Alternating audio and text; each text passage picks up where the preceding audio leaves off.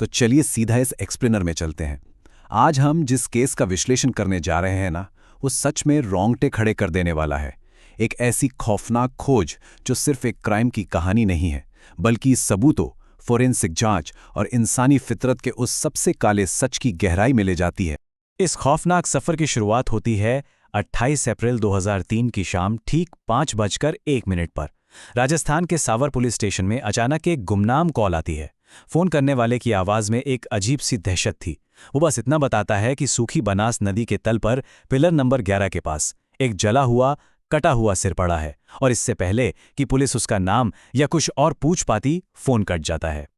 इसके बाद पुलिस फौरन मौके पर पहुंचती है और यहां से शुरू होती है एक बेहद खौफनाक पहेली। सोचिए क्राइम सीन कितनी दूर तक फैला हुआ था।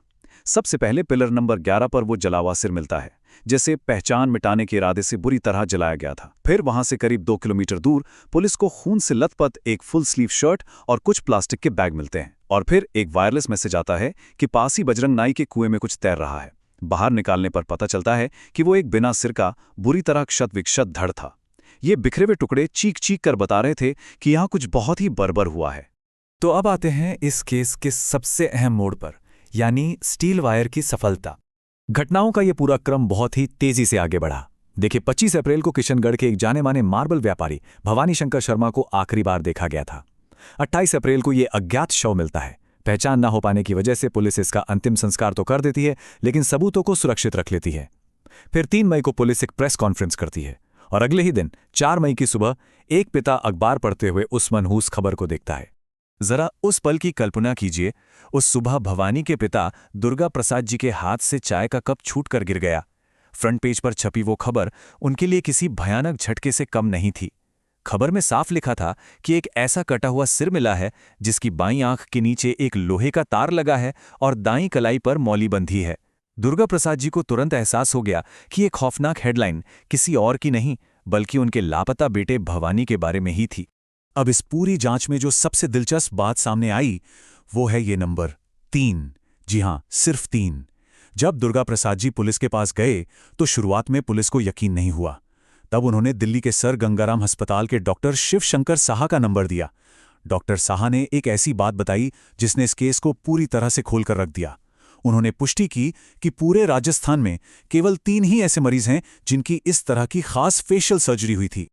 और इसी मेडिकल वेरिफिकेशन ने पुलिस को सबसे बड़ा सबूत दिया। दरअसल 11 साल पहले एक एक्सीडेंट में भवानी की चीक बोन यानी गाल की हड्डी टूट गई थी। डॉक्टर साहा ने एक रिकंस्ट्रक्टिव सर्जरी के जरिए उस गाल को माथे की हड्डी से जोड़ने के लिए ये खास सर्जिकल स्टील वायर लगाया था, और ये वायर हमेशा के लिए बाईं आंख के नीचे रह गया था। जब पुलिस ने उन बाकी 2 मरीजों की जांच की तो पता चला कि वे दोनों बिल्कुल जिंदा और सुरक्षित हैं। इस अकाट्य फोरेंसिक सबूत ने साबित कर दिया कि वो मृतक कोई और नहीं बल्कि भवानी शंकर शर्मा ही था। आगे बढ़ते हैं और बात करते हैं संदिग्धों को तोड़ने की। पुलिस स्टेशन में हुई प्रतिक्रियाओं का ये अंतर ना बहुत कुछ बयां कर रहा था। एक तरफ भवानी के पिता थे जो खून से सनी वो फुल स्लीव शर्ट और वो स्टील का तार देखकर पूरी तरह से टूट चुके थे, और वहीं दूसरी तरफ थी भवानी की पत्नी निधि शर्मा। वो बिल्कुल शांत और रिलैक्स खड़ी थी। उसके चेहरे पर कोई भाव ही नहीं था। उसकी अजीब सी खामोशी पुलिस की नजरों में तुरंत खटक गई। और पता है, जब उसे वो फिजिकल सबूत जबरदस्ती दिखाए गए तब जाकर उसने रोने का नाटक शुरू किया।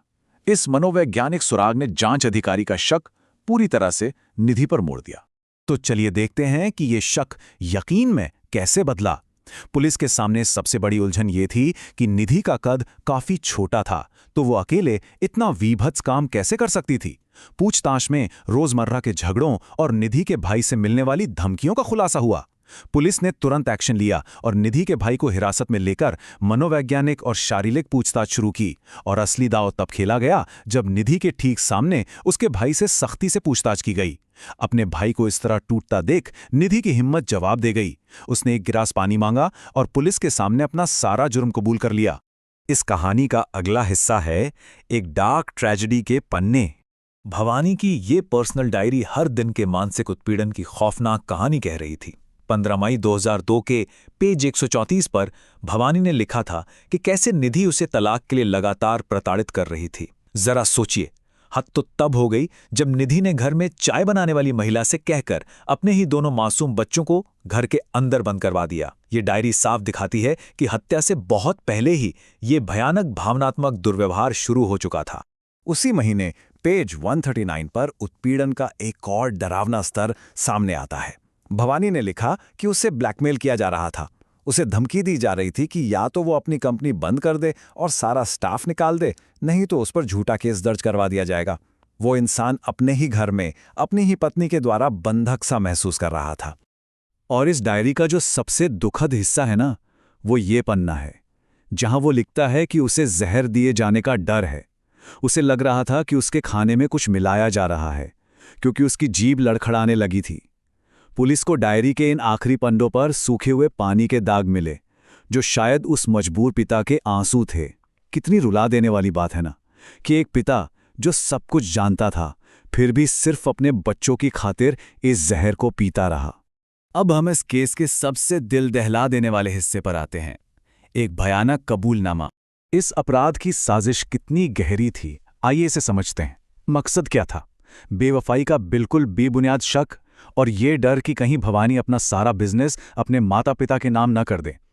इसके लिए निधि ने भवानी के ही ड्राइवर अशोक वैष्णव को मोहरा बनाया। उसे कर्ज माफी और ढेरों पैसों का लालच दिया गया। और फिर आता है वो दिन, 26 अप्रैल, शाम 7 से 7:30 बजे के बीच निधि ने जानबूझकर भवानी के जूस में नींद की भारी गोलियां मिला दी, ताकि वो बिल्कुल भी विरोध न कर सके। तो यहां सबसे खौफनाक बात यह है कि हत्यारों ने किस हद तक क्रूरता की। बेहोश होने के बाद अशोक ने भवानी पर कुल्हाड़ी से 10-15 वार किए। जब भवानी की गर्दन आधी कटकर लटक गई, तब उसकी अपनी पत्नी ने किसी सब्जी की तरह रसोई के चाकू से उस आधी जुड़ी हुई गर्दन को पूरी तरह काटकर अलग कर दिया। इसके बाद उन्होंने एक प्लास्टिक के जेरी कैन में भवानी के शरीर का 3 से 4 लीटर खून इकट्ठा किया। और हद तो तब हो गई जब पहचान मिटाने के लिए उस कटे हुए सिर को किचन के गैस स्टोव के बर्नर पर रखकर पूरी तरह जला दिया गया। अब बज रहे थे रात के 2। उनका प्लान था कि लाश के इन टुकड़ों को बनास नदी में फेंक देंगे। लेकिन रास्ते में अचानक उन्हें पुलिस की एक पेट्रोलिंग कार नजर आ गई और यहीं उनकी सारी प्लानिंग धरी की धरी रह गई। दहशत और हड़कंप में उन्होंने हड़बड़ी में धड़ को पास के कुएं में फेंक दिया, खून से भरे उस कैन को हटुंदी में जमीन के नीचे गाड़ दिया और सिर को नदी के सूखे तल पर छोड़ दिया। और यही वजह थी कि क्राइम सीन इतने बड़े इलाके में बिखरा हुआ मिला था। चलिए अब बात करते हैं इसके दुखद परिणाम की। कोर्ट में भवानी की वो डायरी और वो सर्जिकल स्टील का तार ही सबसे बड़े गवाह बने। इन्हीं मजबूत सबूतों के दम पर निधि शर्मा और अशोक को आजीवन कारावास की सजा सुनाई गई।